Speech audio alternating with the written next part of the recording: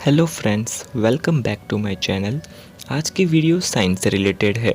आप सभी ने हबल टेलीस्कोप का नाम तो सुना ही होगा।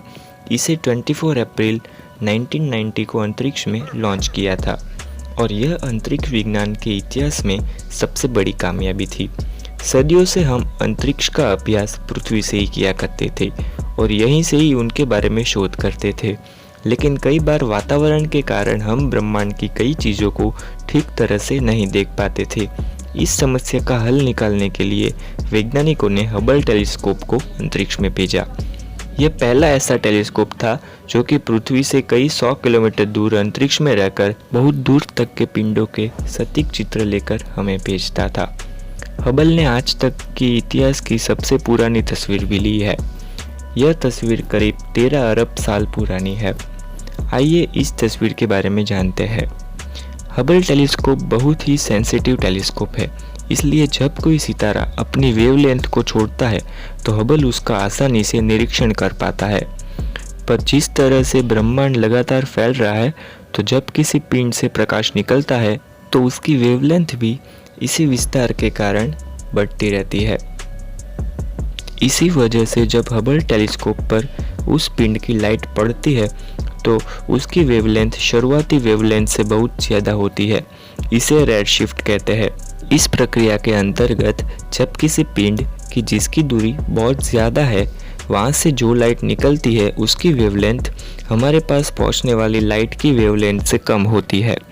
इसे रेड शिफ्ट इफेक्ट कहा जाता है।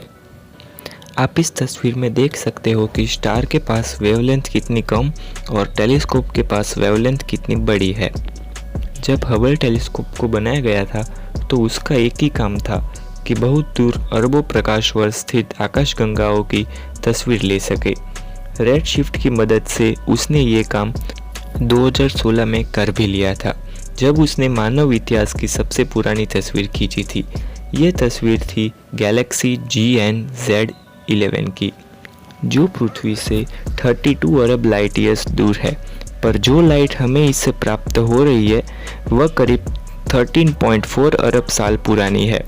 इस आकाशगंगा को देखकर हम बिग बैंग के बहुत ही करीब पहुंच जाते हैं। बिग बैंग आज से 13.8 अरब साल पहले हुआ था और इस गैलेक्सी से आ रही लाइट हमें 13.4 अरब साल पुरानी दिखती है, जो बताती है ये गैलेक्सी बिग बैंग के 40 करोड़ साल बाद कैसी दिखती होगी। इससे हमें पता चलता है कि शुरुआती दौर में आकाशगंगाएं किस तरह से ब्रह्मांड में बनी होगी। गैलेक्सी GNZ11 की जो तस्वीर हबल ने ली है वो उसकी अंतिम क्षमता थी।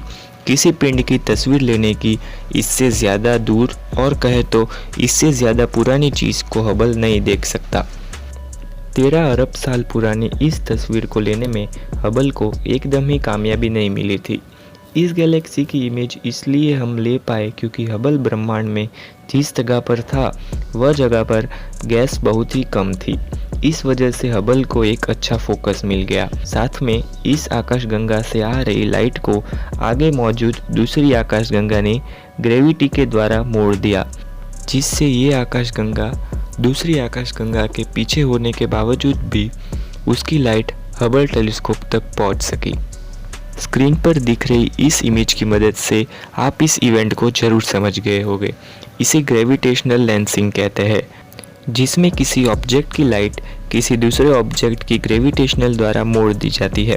इससे होता ये है कि जो लाइट किसी टेलीस्कोप से दूर निकल जाती है वो बैंड होकर सीधे टेलीस्कोप में रिसीव हो जाती है, जिससे टेलीस्कोप इसे आसानी से देख पाता है।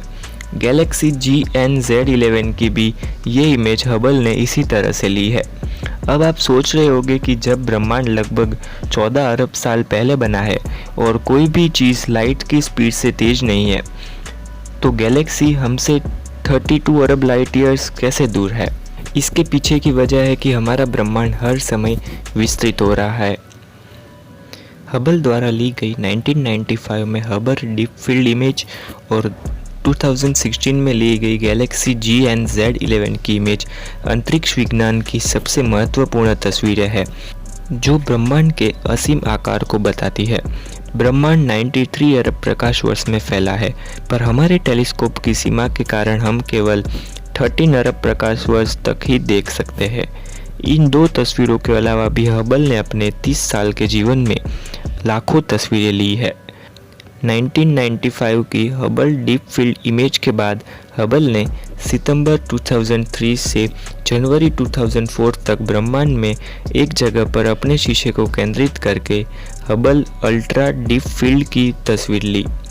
इस तस्वीर के छोटे से हिस्से में करीब 10,000 आकाशगंगाएं दिखाई देती है। आज की वीडियो में बस इतना ही था।